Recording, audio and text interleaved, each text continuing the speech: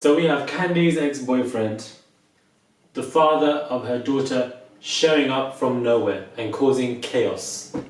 That's fine, motherfucker, because you would never have to worry about how she is. You'll need her before she needs you.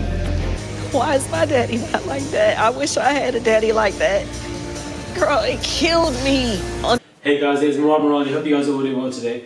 This is the third episode of Houses of Atlanta. Let's just get into it. A few different interesting storylines. The episode wasn't that great in my opinion, but there was one particular storyline which I find quite captivating to say the least. That was Miss Kandi and this guy called Block come back into her life and causing some chaos. I don't know what this guy's doing, what he's about, what's his intention, what's his agenda. We see her current girlfriend coming into the candy factory, and that was quite funny to see everyone's reaction. Kelly.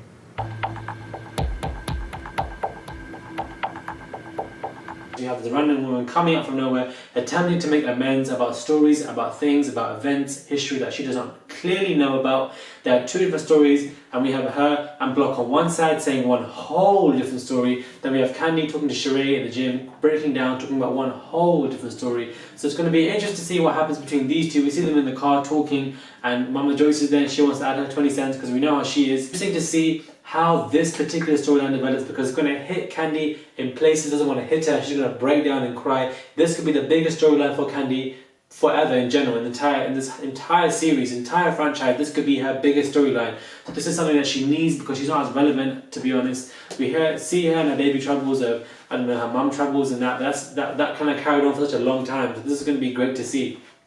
So it's going to be interesting to see how that storyline develops. Now we have Miss Kenya and Matt. They are now back together despite a report saying they broke up. They're back together and they're having a family meeting. The sister is going in, throwing shade. Would you consider yourself a cougar or... Oh, Lord! But they get along, whatever. I'm not really checking for Kenya this season. I'm not gonna lie to you. I'm not really checking for the storyline. There's not really much I was checking for. And then we have Bob and Sheree who might get back together. You know, they're in the room making some food together and so forth, and she doesn't know if they're gonna get back together or not. I can touch him. Yeah, look, go ahead. Oh, He's obviously losing weight. He's changed, man. He's different as for what it seems. Will they get back together? Maybe. Right. The working out, the eating healthy. I need to be around. Whether we get back together, that's one thing or another. But I should be around for our kids. Do I want them to? No, I don't. You ain't paying me no child support. Ever, never, ever. I'm paying you nothing. It's going to be chaos again, part 2. We don't need you two reuniting after the nonsense that I killed in the earlier seasons. So please, I don't want that to happen.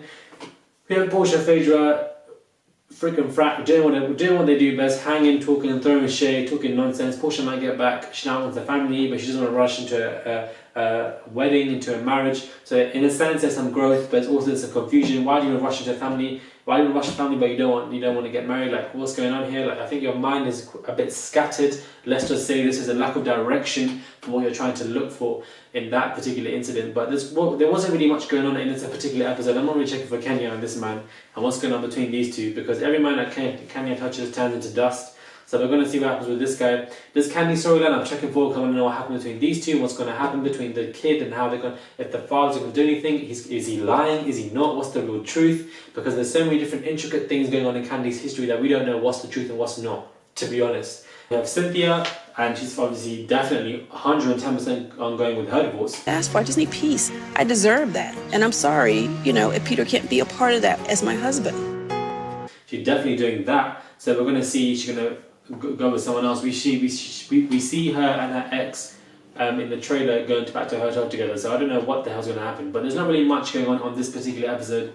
A few interesting storylines, but not anything that we can divulge into per se of anything else. But it is what it is. This is my smaller review. My Instagram, Rhoa_Morali, my website, MoraliMorali.com, my Snapchat, Morali. Hopefully you guys enjoyed this smaller review. It wasn't that great, as in there wasn't much to review. But it is what it is. Small, interesting storylines. I'm checking for this Kandi one and I'm going to be keen to see how this one develops. I didn't see it coming and I feel like this could be one of the main storylines of the season because without Nini, nothing much is going on. I hate to say it, but it's kind of the truth. But it is what it is, guys. Hit me up on Instagram and I will catch you guys soon.